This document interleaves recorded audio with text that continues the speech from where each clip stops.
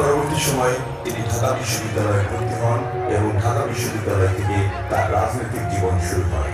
ঢাকা বিশ্ববিদ্যালয়ে কবি জসিমউদ্দিন হলের সাধারণ সম্পাদক নির্বাচিত হন।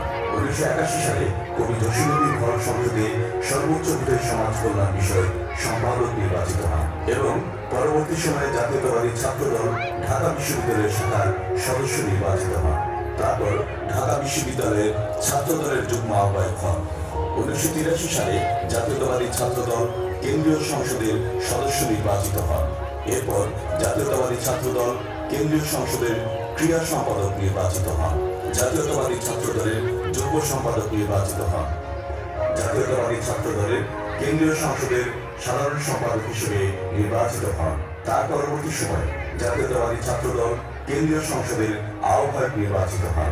তার পরবর্তী সময়ে ডাকসু নির্বাচনে ডাকসুর ভিপি নির্বাচিত হন। স্বৈরাচার এরশাদ বিরোধী আন্দোলন যখন শুরু হয় তৎকালীন সময়ে ডাকসুর ভিপি প্রিয় নেতা আলহাজ আমানুল্লাহ আমান বাংলাদেশের সকল কলেজ এবং বিশ্ববিদ্যালয়ের শিক্ষার্থী ও ছাত্র নেতৃবৃন্দদের নিয়ে ঢাকা ইঞ্জিনিয়ারিং ইনস্টিটিউটে তার সভাপতিত্বে আপসহীন নেত্রী দেশনেত্রী বেগম খালেদা জিয়া এরশাদ পতনের দিক নির্দেশনা প্রদান করেন। আপসহীন নেত্রী দেশনেত্রী বেগম খালেদা জিয়ার নির্দেশনায় আলহাজ আমানুল্লাহ আমানের নেতৃত্বে আন্দোলন যখন সফলতার দিকে যাচ্ছিল তখন এক সময় ঘেরাও দেওয়া হয় সচিবালয়।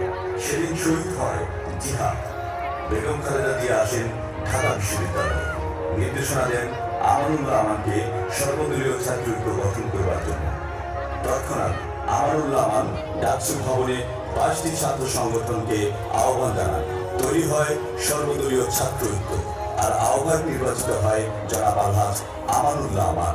সেদিন অপরাজয় বাংলার পাদদেশে ঢাকা বিশ্ববিদ্যালয়ে শহীদ জিহাদের লাশকে সামনে রেখে শপথ নেওয়া হয়, স্বৈরাচার এরশাদের পতন ছাড়া ঘরে ফিরবে না।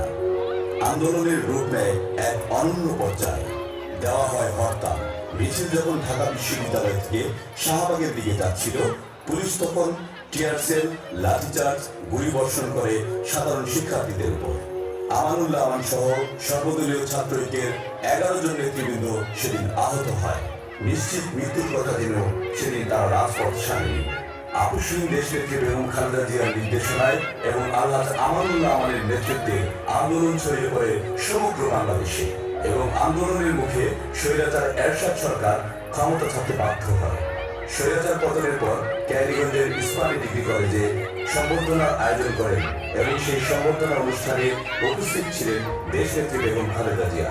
আলহাজ আমানুল্লাহ আমানকে ক্যানিগঞ্জের মানুষের হাতে তুলে দিয়ে যান দেশনেত্রী আপসহীন নেত্রী বেগম খালেদা জিয়া। তত্ত্বাবধায়ক সরকারের অধীনে 5ম জাতীয় সংসদ নির্বাচন অনুষ্ঠিত হয় এবং সেই নির্বাচনে জাতীয় নির্বাহী কমিটির ছাত্র বিষয়ক সম্পাদক নির্বাচিত হন। বিএনপির জাতীয় নির্বাহী কমিটির সাংগঠনিক সম্পাদক নির্বাচিত হন।